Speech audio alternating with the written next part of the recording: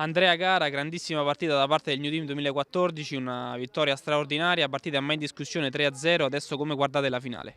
La guardiamo positivamente, speriamo in una buona prestazione, a parte l'episodio che c'è stato durante la fine della partita. E il Master è una bella squadra organizzata, sono ben compatti, speriamo di spuntarla noi.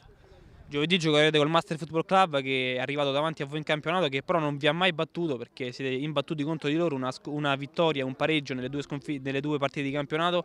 Sensazioni per la finale, secondo te potete farcela? Se giochiamo come il primo tempo di oggi, sì. Se giochiamo come il primo tempo di oggi, sì, sicuramente. Speriamo che loro ci danno gli spazi per poter fare il nostro gioco, sempre palla a terra, speriamo insomma che ce lo permettano. Contate di recuperare Levantesi per la finale?